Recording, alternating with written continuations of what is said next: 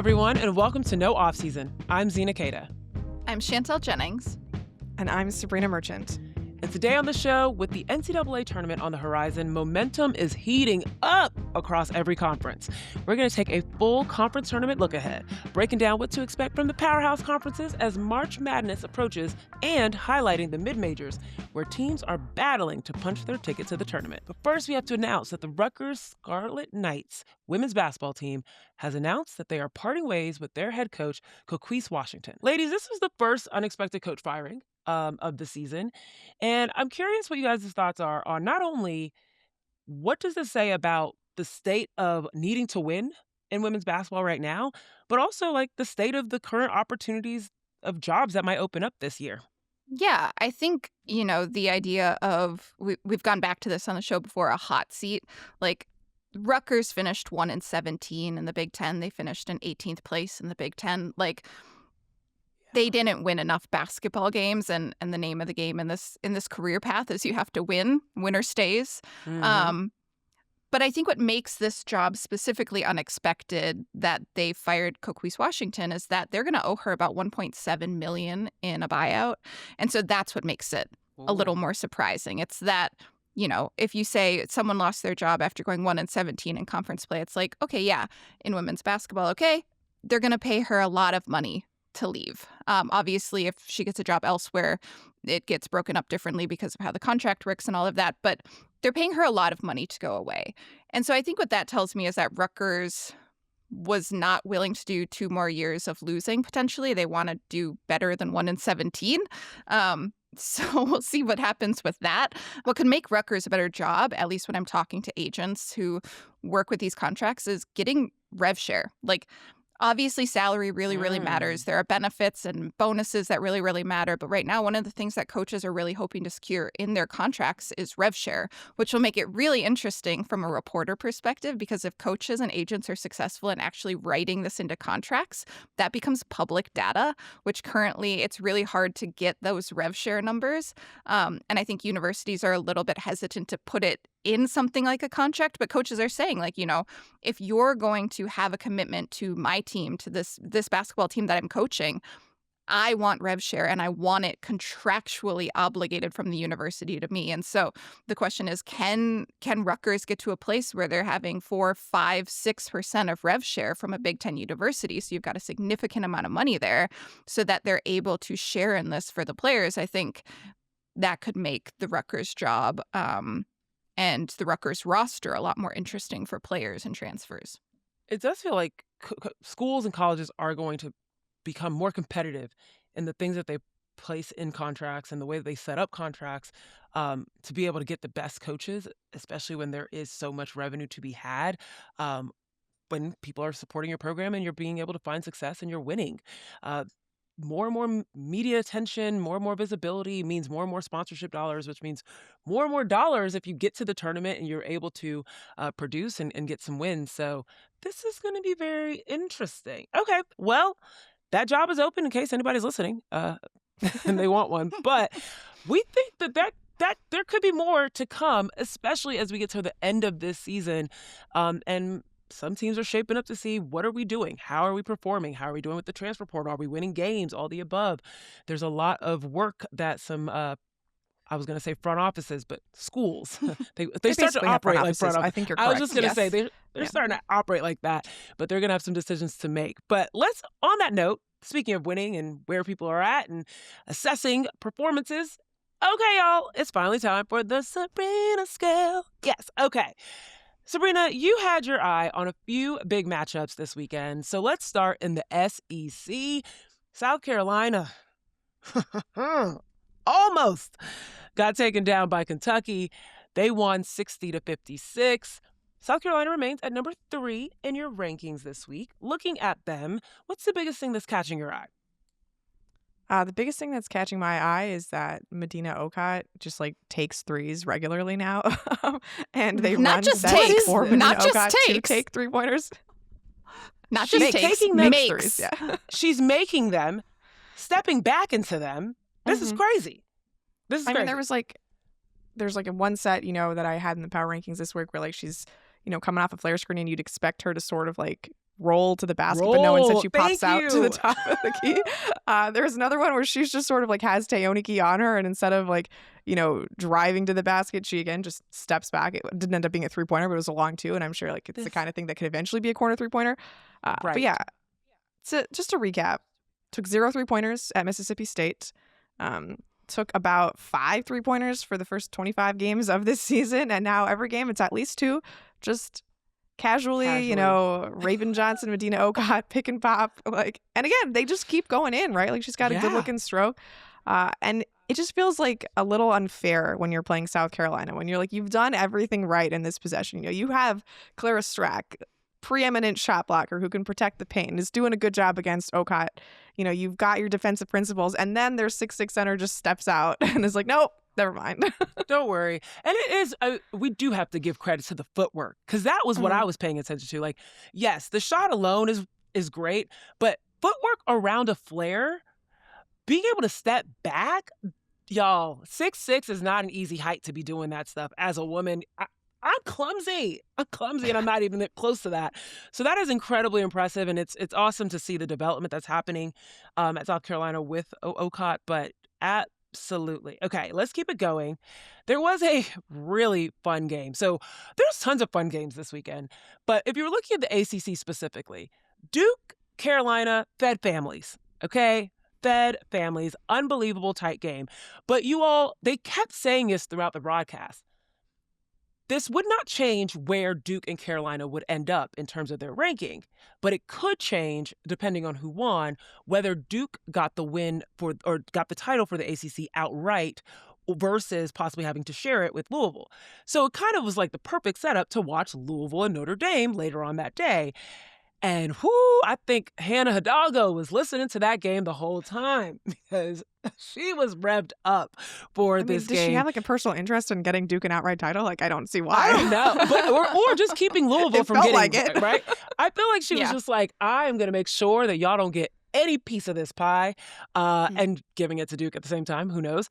But you know what? This might be... Is she trying to play for Team USA? Kara Lawson. That's what it is. She's trying to help out Kara. That's what it is. Okay, just joking. But Notre Dame edged out Louisville 65-62. They moved up in your rankings, going from number 25 last week to number 22 this week. What was the reason to you behind their rise? You know who might have had a vested interest in getting Duke an outright title is Vanessa DeJesus, who spent her first 5 seasons at Duke before transferring to Notre Dame, and had quite a nice game for the Irish against Louisville. I think she had, was it 4 3-pointers? 4 3-pointers in that matchup, which, frankly, like, I've been really struggling with how to gauge Notre Dame this season, because I love what Hannah is doing, and then everything else is just like, where is any other contribution going to come from on this team beyond what Hannah Hidalgo is doing? And it kind of felt like that against Louisville, where in the second quarter, she scores or assists on 23 points. And in the fourth quarter, it's like, she steals, scores, she steals, she's the ball dishes it out for a over, 3-pointer. Yep. Yeah, it's a lot of, we rely on this one person to make everything happen. And it's why I've struggled to put Notre Dame any higher in the rankings, because if you manage to have a good defender on Hannah Hidalgo and she has an off night, like, things can look very, very ugly for Notre Dame. But then again, she is one of the 5 best players maybe in the country. All-American ballots are going to be quite a pain to put together. But when she can do that, like, it's like, oh yeah, well, it doesn't really matter who you have around her, because Hannah Hidalgo is the best player on the court by a significant margin, and she can make very special things happen. And it was just kind of fun that, like, after all of the talent exodus out of Notre Dame and all of the drama and interpersonal things that have sort of besought this program over the last year, just to watch them, like, and watch Hidalgo have just a really good time, taking that outright title away from Louisville, or I should say taking a share of the title away from Louisville, and sort of putting her stamp on the ACC Player of the Year race and taking care of, this matchup. And Notre Dame and Louisville always seem to have, like, very pivotal matchups at the end of the season. I remember vividly a couple of years ago with Olivia Miles and Sonia Citron having to clinch their, share of the ACC against Louisville. But it's just very fun to watch a great player do great things, and Hannah Hidalgo doing, like, literally everything that makes her special, with the ball disruption, with the fun little teardrops, with the mid-range jumper, with all of just the and chaotic, the personality, frenzied like Hannah Hidalgo-ness. Yeah. Exactly. It was a good encapsulation of what makes her, and just a reminder that, like, if Notre Dame can add just a smidge more of talent next season, that's another team that you have to keep on your, on your radar. I'm glad you said that because I feel like this is kind of, I think throughout the whole season, I'm always in the back of my head thinking, like, what are these teams going to look like next year? Obviously, there's a whole season to enjoy these teams, but like, all right, what do we have coming 8 months from now? But this is kind of the time of the year where I really start thinking about it because there are some of these teams that might only play 2 more games at this point, right? And so, hopefully more for a lot of them, but some of these teams, we're not going to get to see them that many more times in this iteration. And I'm looking at this Notre Dame team, which had such high hopes for this season, and they came crashing down. They're on this great sort of run late in the season. But you watch Hannah in that game and you're like, God, she is so fun. And you wonder if other players around the country are sort of seeing the highlights and thinking, seeing like, oh, 7 assists a game. I could be on the receiving end of that. Like, there seem to be some minutes open up at Notre Dame. Looks like Niele Ivey might be looking for ways and players to put around Hannah Hidalgo. And so I think games like this really sort of like pique my interest, not only for what it might mean looking at the ACC tournament and the NCAA tournament. And if we think about, if they go on a run here and it's very like Hannah Hidalgo specific, you look at these last 3 games where she totaled 88 points and like 17 assists or something like that, or 20 assists, whatever it was. And like, you're like, okay, that was sort of moving into the postseason. That's what she was doing. But you also wonder, like, are other players watching this going, maybe Notre Dame. Like, let's see if I could maybe be a fit there, because this is obviously a team that they're just going to be relevant forever in my mind. And when it comes to women's basketball, they're not going to be an irrelevant team. And so it's like, who can Niele Ivey bring in next year to put around Hannah Hidalgo to bring this team back to where it wants to be, to hopefully get over that Sweet 16 hump that has sort of kept them back the last few seasons. Remind me, y'all, when does the transfer portal open again? After the day after the national title game. The day after. Okay. Yep. Okay. All right. Yep. I feel like there's some teams that are probably knowing that they're not going and are already looking at those highlights and clips, as you mentioned, Chantel. And I mean, like, let's be clear, too. It let me legally plot my opens. moves. Players can legally put their name in the day after the Right. national title game. Right. They're like, tampering is happening all the time. Like, yeah. Listen to us. Franchises, tampering. Are we talking college again? Are we still talking amateurs? Amateur, Anywho. for All the right, love. Next up, we're going to talk about all the action in conference play across the association, especially as these tournaments heat up.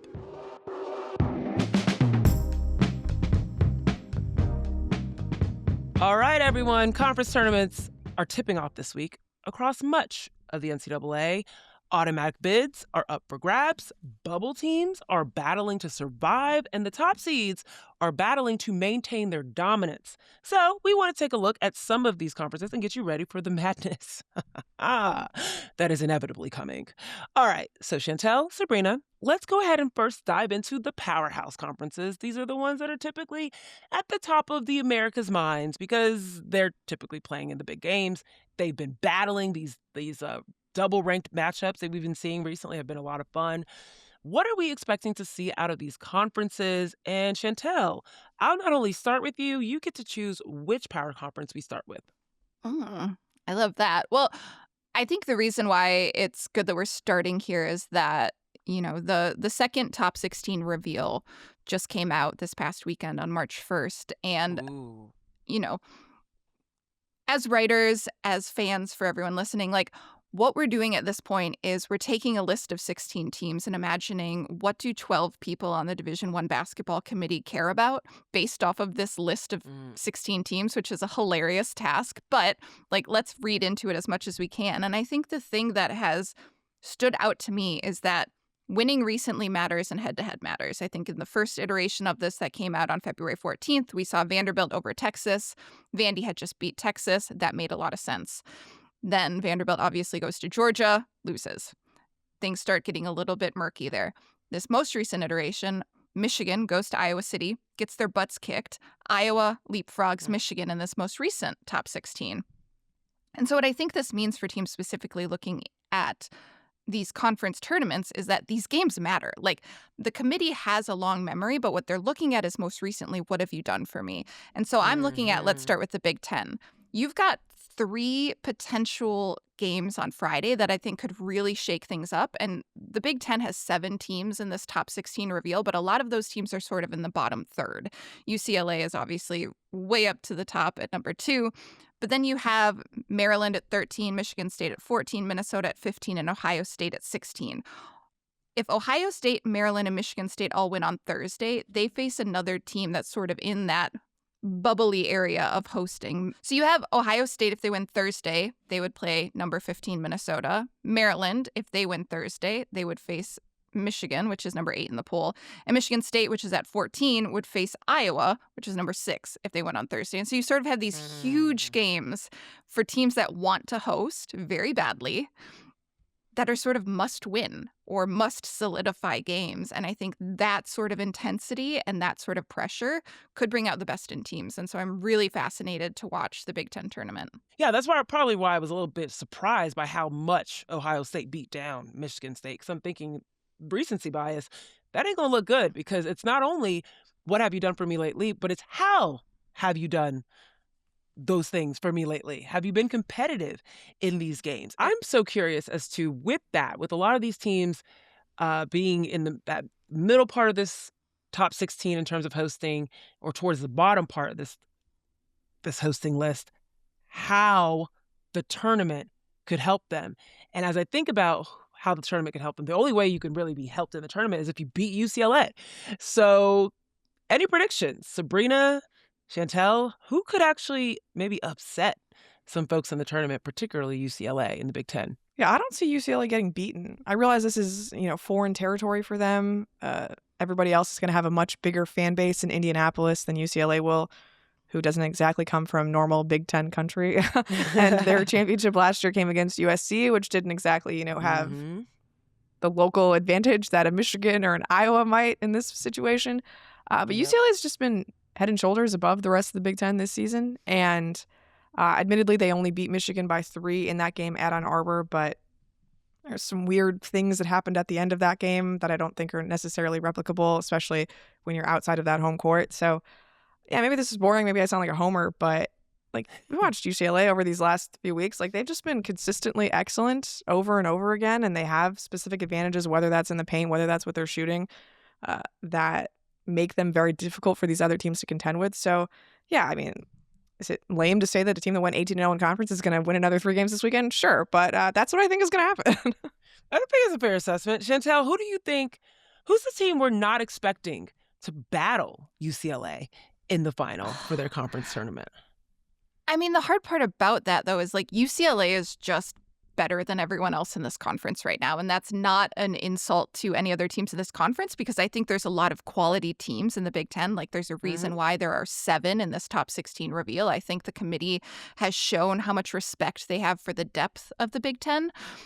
But UCLA, it's just weapon after weapon after weapon after weapon. And if you can, how many times can we talk about get the ball to Lauren game on this podcast? But it's even if you shut down Lauren Betts, it's okay, Kiki Rice is going to have a big game. Gabriella Hawkes is going to have a big game. Gianna Neepkins is going to have a big game. It's every highlight you watch of UCLA, it's just another player. And you sort of feel Corey Close is just pulling him off the bench and here, go have a big play, go have a big play, go have a big play. But that's what UCLA is right now. I think the team that I am, if we're talking about homers, here I go, I guess Michigan is one team that I'm really curious to watch. Again, they had a 3-point loss at home in Ann Arbor, but man, Olivia Olson is playing some incredible basketball as of late. Even since that game, just the tear that she is on right now, Minnesota native, I just feel if we can get Double some homer big for Olivia, Right. if we can get some big Olivia Olson games here, that would be really, really exciting. And could that be enough to tilt the scales for Michigan? I suppose. I just don't think it would have to be really quite a bit. And UCLA would also have to have some self-inflicted wounds, which they did at the end of that game in Ann Arbor. And so I don't see that happening. I think this UCLA team is too good, too talented, and too disciplined at this point in the season. They have their eyes set on a Final Four and a national title, and I don't think they're going to get tripped up in the Big Ten tournament. All right. Well, let's turn to a conference where there's a lot of possibility for getting tripped up, mainly because the depth is there. It's not quite showing up in the top 16 in the same way that the Big Ten is, but the SEC obviously has some really big powerhouses battling. South Carolina leading the pack, Texas, Vanderbilt. Where do we see their conference tournament play impacting them the most? Like who stands to gain the most from their appearance and their wins in the conference tournament? Sabreena, I'll start with you. I think Texas has a ton to gain here because, one, they can solidify a 1 seed by beating Vanderbilt, which is a potential semifinal matchup. And then 2, they can get a higher 1 seed by beating South Carolina in the final, which a higher 1 seed means you play in Fort Worth as opposed to Sacramento, which is kind of a big deal if you're big deal. Texas. Yeah. Huge deal. So, yeah, I think the Longhorns have the most to gain here. The problem is SEC Tournament, Greenville, South Carolina doesn't lose in South Carolina. So as much as the upside exists, to me, I would be shocked if we ended, Sunday and the Gamecocks weren't once again cutting down the nets as SEC champs. Okay. Chantel, I got to turn my attention to Oklahoma. They're one of those teams that's kind of just like floating around in the SEC because South Carolina, Texas, and Vanderbilt are getting so much attention. Where do they fit, and what could we see them do in the conference tournament there? So if Oklahoma beats the winner of Mississippi State, Florida, we could have a bit of a rehash of what we had in late January, which was first a game against LSU and then a game against South Carolina. Oklahoma got their butts kicked by LSU.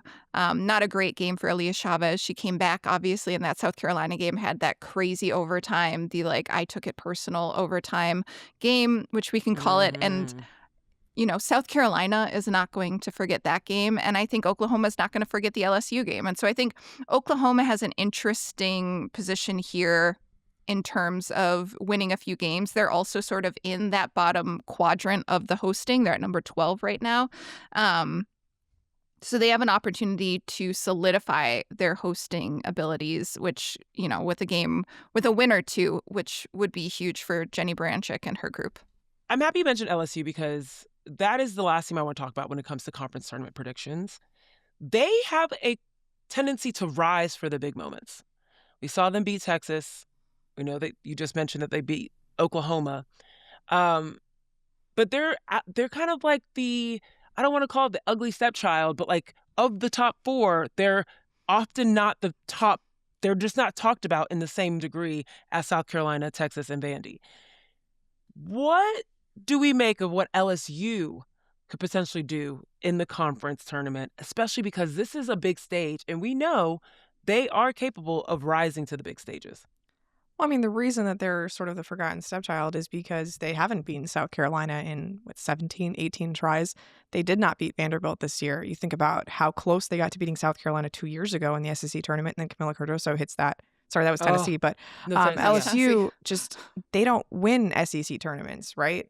They kind of show up for the big dance, but the SEC tournament has never been a Kim Mulkey special, right? This is not where they excel. Yeah. So I think there's a reason why they are sort of on that second tier, and they obviously have nothing to worry about in this tournament because they're solidified of being in that top 16. They're going to be a 3 seed or a 2 seed, no problem.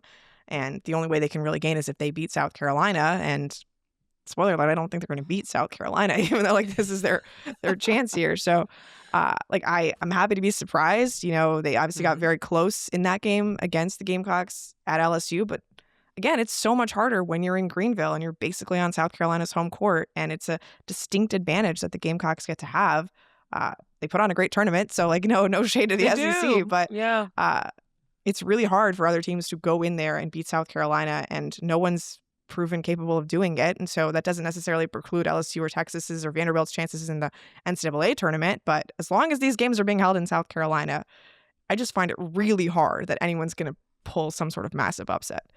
I just feel like if anyone can get to Greenville on Saturday, there's a possibility for 2 really good games, though, because do I think LSU can upset South Carolina? No, I don't, because it's basically, like you said, a home game for them. But if you can get to Greenville, it is a lovely city. The weather's probably going to be great. I bet the sun is going to be out, but you should go sit in an arena and watch these 2 basketball games, because if what we have on Saturday is LSU, South Carolina, and a chance for LSU to avenge that loss that I know Flage took so hard, and if we have Texas, Vanderbilt as the other game, like, what a damn good day of hoops in Greenville. Like, your eyes should be, I mean, our eyes are going to be everywhere. But if you can get to Greenville, I'm guessing that South Carolina fans will have bought up all the tickets at that point. But like, great energy, great arena, great city. Mm-hmm. And the basketball is going to be so, so good if we have those two games. Sublime. Agreed. Okay, I love all of this. All right, let's keep it going. The ACC, Duke officially gets the title, the regular season title, but there's a conference tournament to be had. And of course, I'm sure Louisville wants to be able to fix what they lost against Notre Dame. I'm sure Notre Dame wants to try and upset some of these folks, feeling like they were slept on all year. But there's, a few teams in the ACC that might want to use this as an opportunity to get a few wins for the committee to look at. So what are some of our predictions around the ACC? Who might win? And also, who are we not expecting to be in that final game that might show up? Sabreena, I'll start with you. So yeah, Duke and Louisville have basically been at the top of this conference for the entire regular season, but they both had 2 slip-ups in their last 3 games, and I don't think they're at their best at this moment, whereas North Carolina has been playing awesome basketball. Old favorite Alina Arnsalo just crushing it for Carolina right now. Oh my God. But Every time I watch her, Chantel, I think of you, because I still vividly remember her first game playing for UCLA, and I can't remember. I think it was Kiki that was like hurt or something, and she had to play extended minutes. And you were like, I'm obsessed with this Arnsalo girl, and I've just been like paying attention to her. For me, she seems taller.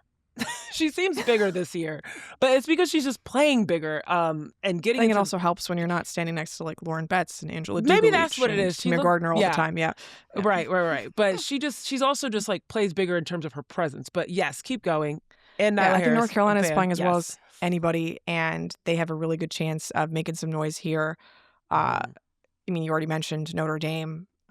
I don't really think this is the kind of conference where someone from the lower seeds is going to make a breakthrough. Like, I just don't have a ton of faith in the Virginia Techs, Virginia Syracuses of, the likes to make an upset here. But there's a lot of, obviously, bubble implications here. These are all teams that are kind of on the 11-12 line that could really use at least 1 or 2 good wins in this tournament. So I expect it to be very competitive every day. But I do think it's probably going to be one of those top 3 seeds, Duke, Louisville, Carolina, or Notre Dame, taking home the title by the time this thing finishes. And Chantel, thoughts on the ACC? Yeah, I think, the first 2 conferences that we've talked about so far, it sort of feels like the top seed is the team that's going to win. This is one that I actually think you should keep your eyes on because, like Sabreena said, North Carolina's been playing fantastic basketball the last 6 weeks. They have 1 loss since, mid-January, and it came by 4 points to Duke. It's and then questionable refereeing against Duke in that loss. Well, very interesting. I'm always here for an officiating discussion. But, you look at a team that's building momentum, playing well together, peaking at the right time. Like, these are all of the pieces for a recipe for success in March and beyond. And so, do I think that North Carolina is a team that has a Final Four run in them? Probably not. I don't think there's the talent on the roster for that right now. But I do think that for this stretch right now in the ACC tournament, they have a chance to win this thing. And I wouldn't have said pick a 3 seed out of the SEC or the Big Ten because I don't think that's possible. But when we're looking at the ACC, I do think that's totally possible. I think if you want to look outside of the top seed, which is Duke, look no further than the team that just beat them, the Tar Heels. There you go. There is a conference that is probably going to get us back on the boring side of things. The top seed's probably going to win. They did just win the title of this conference, the Weird 12, the Mid 12, the Big 12, TCU. My goodness, they looked amazing. They looked like they're clicking on all cylinders in their most recent game. I feel like this could just be a straight up, it is what it is. TCU's taking home not only the regular season title, but also the conference tournament. Baylor didn't quite put up the competition you'd think you might see. We don't know, is West Virginia someone that might be in the mix of that? Like, what are we thinking here for the Big 12 conference tournament?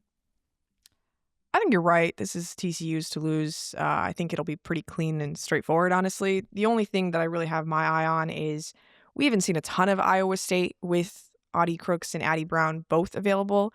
And Mm. that makes them a little bit more dangerous than you would think for their, I think they're a 7 seed or an 8 seed in this particular tournament.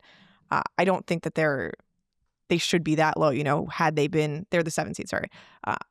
Had they been healthy all season, I think they would have been much higher than that. So that's just a team that I have my eye on. Like, can they capture some of that magic they had at the start of the season before everything sort of fell apart? Because they are finally whole again. And it is, obviously, we love watching Audie Crooks play. And when Addie Brown is available, it just amplifies everything she's able to do. I like it. Chantel? Iowa State was a team, you always had your eye on, for sure. Anyone else in the Big 12 that you're like, who could creep up the ranks here? Because this is a conference tournament that I think there would be a lot more upsets. And that's only because outside of TCU, I think there's a lot more parity. But what are your thoughts? My thoughts mostly for the Big 12 tournament are that I'm excited to see the LED court that is going to be played on. Chantel. I like the LED courts. They had one at the U19 World Cup a couple years ago. It was very cool. It's going to be a glass court. I mean, like, this is also one where it's like, we're talking about, I think this is, like Sabreena said, TCU's to lose. We don't have to, like, go back to that well too much here. I agree. Iowa State, interesting team. We all love Audie Crooks, but, like, this is TCU's to lose. They're an interesting team to me. Olivia Miles is phenomenal to watch. I'm excited to do that. But, like, I'm excited to see a glass basketball court. Why not? Wow. All righty. Well, that gives you an idea of what we're thinking about the Big 12 Conference Tournament. The glass court and TCU winning outright. Let's turn our attention really quickly to the mid-majors. Conferences like the Atlantic 10, the Ivy League, that's for me, and Summit League. They might not always be in the national spotlight, even though Princeton and Columbia have tried and have taken the national spotlight sometimes. They are loaded, though, with intense matchups, historic matchups, and a lot of March Madness potential. These are the teams that end up in that 8-9, in that 11, those seeds that you're just like, you never know. You might want to bet on them. You never know. So thinking about some of these conferences, anything stand out to you all in terms of the mid-majors, matchups that are going to happen in these conference tournaments, people who stand to gain a lot from winning in or winning their conference tournaments outright. What's really piquing your attention in the mid-majors? I'm going to start here with the Summit League. I love watching South Dakota State play. Brooklyn Myers had a great career there. Kind of think they need to win this conference tournament to ensure a bid into the NCAA tournament. So the bracketology currently has them as the first 4 out. So, going to need another quad 1 win, so to speak. And the only way they're going to get that is if they make it to the final and beat North Dakota State and get the automatic qualifier anyway. So I think you could maybe even see a 2-bid Summit. If South Dakota State wins this, you get both North Dakota State and South Dakota State. So that's a team that historically does pretty well in the first couple rounds of the NCAA tournament. They play really hard. They have more talent than you'd expect coming out of that league. So yeah, the Jackrabbits, a team that I always have my eye on, see if they can punch their ticket. Okay, South Dakota State. What about you, Chantel? I think I'm watching the A10. This is, we've talked a lot about Maggie Dugan on this podcast. Obviously had such a phenomenal March a season ago and was someone that I think a lot of power conference coaches had really hoped she would jump into the portal, and she probably could have made a lot of money if she had decided to go play for a national title contender. And I think there's probably not a national title contending team that would not have taken her had she gone into the portal this year. But Richmond is in a different position. Last year, they were the favorites out of the A10. Right now, they're sitting in 3rd. They are behind Rhode Island and George Mason. They split games against those two teams this year, and so they know how to beat them. But if we want to see Maggie Dugan in March Madness, Richmond is going to have to win this tournament and get the automatic bid out of the A10. I don't think they get an at-large bid just because people really, really like Maggie Dugan. And so it'll be interesting to see that team, backs against the wall, pressure just ramped all the way up. Can they go and do this the old school way where these mid-major conferences only get one bid? So I'm really, really fascinated to see the A10, which I think that leaves us to talk about the Ivy, which, Zena, how perfect. What do we think about the Ivy? Now, this is a year removed from the conversation where it was like 3 Ivies might be able to go into the tournament, right? Like there was a lot of momentum picking up. This year, it's still pretty much between Columbia and Princeton. Like, they've been dominating the conversation. But what's been standing out to you all in terms of players or potentially what this matchup could look like if they get to the end of the conference tournament. I mean, I think they'll both make it regardless of the outcome of this tournament. I think Princeton and Columbia are both in. Yep. If Harvard manages to beat one of them, then you could even see a 3-bid Ivy, which Again, I don't think is going to happen. Harvard hasn't really been able to solve that Princeton code over the last few games here. Not many people have. Yeah. Not many people have. Other than Columbia, who has swept Princeton this season. So. Right, exactly. Geez, I mean, this is very interesting in general for the Ivy League. Columbia, Princeton, Harvard have pretty much been dominant in that conference for a very long time.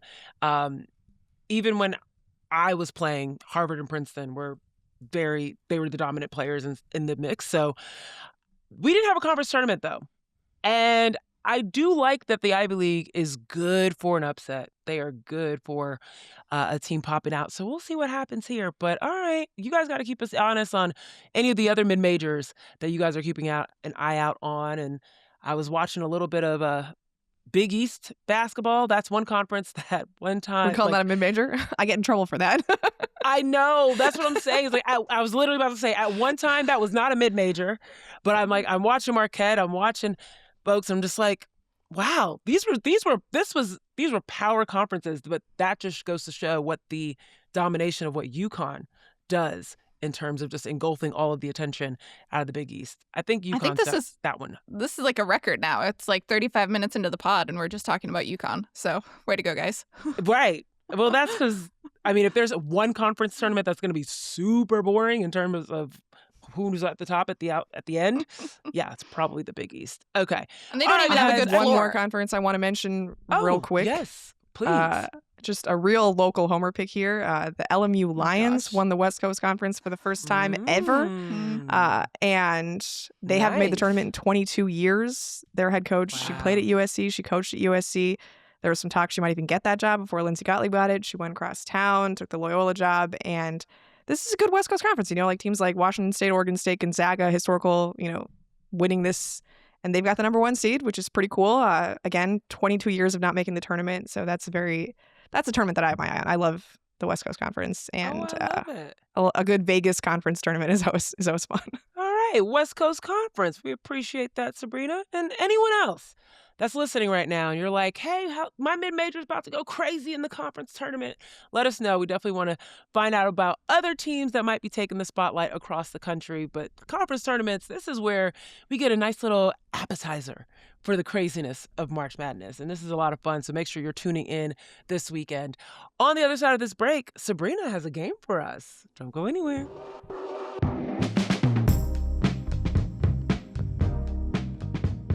Okay, Sabreena, I love this, that you have a game for us, because I'm already imagining it's going to be incredibly difficult. And Chantel and I are just going to be like, yeah, girl, we don't know what's happening, but we're going to have fun. And we can't wait. So, Sabreena, take it away. Okay, so this is a game of something in common. Love something in common. 4 names. You got to figure out what they have in common. Okay. I will preface this by saying, because it could go in many different directions, the first category is just related to what we saw in college basketball this regular season. Okay? Okay. Ooh. So, okay. I'm going to start with Camille Pierre, Clara Strack, Reagan Beers, and Dariana Littlepage Buggs. Oh, whoa. Camille Pierre. Clara Strack. Clara Who's the Strack. third? Reagan Beers. Strack. Reagan Beers. Okay. And Littlepage Buggs. Littlepage Buggs at Baylor. I'm like trying to think, is it like conference? No, she said the first one is about what we've seen this season. Something this season. It must be something it's an they achievement. Mm-hmm. Well, okay. It has to probably do with Why blocks. are you laughing? Thinking of Strack, Camille, Littlepage Buggs. maybe double Did they all- doubles. Maybe double doubles. Because wait, what was the fourth one? It was Littlepage Buggs, Clara Strack, Camille Pierre, and Beers. And Reagan Beers. Yeah, but all 4 of them are capable of some double doubles. They're definitely capable of scoring at high levels. Like, I would say something like they led their team in double doubles. I think I'll give it to you. They all average double doubles. Oh, Oh. boom! Look at us. Okay. Okay.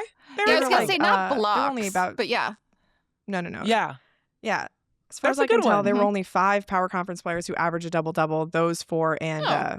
previously mentioned Medina Okot, Boom. Okay. which is yeah. what inspired the I was like, conversation. those are double machines. Oh, So great okay. one. That's a good one. Next Nice. up. Okay.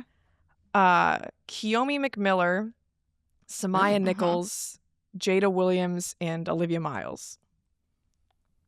Ooh, this has to do with guard. Okay, so Sorry, say the second one again. Samaya. Samaya Nichols, Okay. Jada Samaya Williams, Nichols. and Olivia Jada Miles. Williams. all of them can distribute the ball well, but I feel like if this was something significant, Rory Harmon would be in this mix too. So Is it something they did this season? yeah. This Are is a all this of these season one, something yeah. they did this? Okay. Kiyomi McMiller. Well, Samaya okay, Kiyomi Nichols. McMiller, Hmm. Samaya Nichols. It's like, this is interesting. Jada, you said Jada who? Jada Williams, Jada from Williams Iowa State. Jada and Williams? Olivia Miles. Jada Williams and Olivia Miles. I feel like I just every time I just feel like it has something to do with assists. It has something to do with Distribution of the ball. assists. Maybe is it assist to turnover ratio? No. Oh, Kiyomi McMiller be putting up buckets too, though. Is it Yeah, I think you're gonna have to give Like- us this one. points assists? It's actually just What is points. this one? They're the only power conference players to score 40 points in a conference game. Yeah. Oh. Oh, And Audie, wait. but I didn't want to include Audie because we've talked a lot about Audie. Right. Okay. You know what? You know what? I think Jada was the last one to do it for Iowa State. Actually, Jada's was in January. Kiyomi McMiller, the last one to add to this list, No, she just no. put up 40 on USC. Right. No, I'm saying for Iowa State, she was the last one to put up 40. Because remember, like, Audie Crooks was putting them up like it was nothing in the beginning of the season, and then Jada Williams, I think, dropped like 40, 44 or something, and we haven't heard Audie of a just did it 40. again this weekend, actually. Oh, she which did? is what inspired the question. Oh, shoot. I missed it. I did not watch them this weekend, but okay. Yeah. Okay, cool. I did not. Okay, last about one. that. You'll be able to tell that it is not related to this season because of the names. Okay. Maya Moore, Mm. Courtney Paris, Brianna Ooh. Stewart, and Juju Watkins. Maya Moore. Something about their freshman year. It's something about the tournament. They were something about the NCAA tournament Ooh. as freshmen. What was Am I on the right Juju? path? Did she win like some sort of she win MVP or I know Courtney Were was- they their conference MVPs as freshmen? I feel like it's something like that. I think it is something like that. I don't think they all were. I feel like the Pac-12 Player of the Year was not Juju Watkins, but it probably was actually. Let's look that up. But anyway, that's not what you're saying though. That's what That's you're not what I'm saying. saying. Okay. Stewie, Maya Moore, Courtney Paris, and Juju. Correct. Their rookie years or their freshman years. It's something about them I'm being going to stop you right there. It's freshmen, not related to their freshman years. It's not related Oh. to their freshman year. Not related Okay. to their- I'm like I'm going down this rabbit hole hard. Okay. Nothing to do with their freshman year. Maybe it is that they But you're on like the right idea. This one is even harder They all than the got some one sort that of you an and I did award. the other day, Sabreena. they all got some sort of an award. They did. They did all get some sort of award. And the problem is that Maya and Stewie I have realize so many it's that not I'm just like, about this season because it can't be. They did not play this season, but it is related to something that will happen this season. What? It's something that this happened. is interesting. All right, come on, Chantel. We Obviously- gotta lock in. We gotta lock Sorry. in. We have Obviously, Maya these players Moore. did not play this season, but Right. the thing that they Mhm. have in common is something that will happen this season. Oh. Now I'm even Oh. more confused. Oh, Was that wait. supposed to make it easier? I don't That's know like if a it weird will, but I riddle. just wanted to get That's more a weird information. riddle. It was something that will happen this season. This I didn't want to make year. it super random. There's Well- a reason why I picked these 4 players. Maya Moore, Stewie, Courtney Paris, and Juju. They all led their teams Well, to... No. Yeah, we're struggling, girl. Go ahead, Sabreena. So not related to their freshman years, they all won Player of the Year as sophomores, which is what's going to happen this Oh year. my Sarah Strongram and God. Caleb Lakes will be the Player of the Year as a sophomore. Jeez Louise. We were so close. I, Sophomore. I said you were on the right track. I know. I was like, they I know, won but then you said... MVP, but like most player. Yeah. Yeah. And So then I went once off you track. said it was something that was going to happen this year, I was like, did all of them play in a tournament in the same location that's happening this year? Yeah. Like something in Phoenix? Like, okay. And I was also thinking, I was like, did a team not win their regular season conference or their not regular season title, but like won the conference tournament? But I was like, UConn Conference. definitely No, didn't UConn. do that. They, Also, I they don't know that will happen. I know for certain that a sophomore will win Player of the Year. I can tell you that. Absolutely. Absolutely. We're going to Okay. get Oh number my 5 gosh. on the list. That's good. Yep. Okay. Oh, man. Okay. All right. We were close. I wonder how you all listening fared because we were Hmm. struggling over here. Chantel's vigorously taking notes. I'm over here just rambling. was. Yeah. I was. We were struggling, but that was I get fun. so That was stressed. Fun. We got the first this one goes pretty back well. to that's why I was an English major and not a test-taking major, because I don't do well in these pressure situations. Under pressure, yeah. Mhm. I'm similar. We're with you. This is why Sabreena competed on Jeopardy and we did not. Yeah. Chantel. No. Nope. Yeah. All right. Well, this was fun. Thank you, Sabreena. Appreciate you as always. And appreciate all of you listening to our conference tournament predictions pod. We'll be back for you on Friday as we've got more insight on things that are going on. Remember, Unrivaled playoffs are happening. It's happening. We're going to be talking about that a little bit. And we've got more for you on Friday. So make sure you are subscribed wherever you're listening. Make sure you like and share this on YouTube and leave some comments. Leave us some questions. We might do a mailbag very, very soon. All right, y'all. On behalf of The Athletics, Chantel Jennings, Sabreena Merchant, and myself, Zena Okot, thank you for listening, and we'll see you guys next time. Thanks for tuning in to No Off Season. To hear more, be sure to like and subscribe. We drop new episodes every Tuesday and Friday.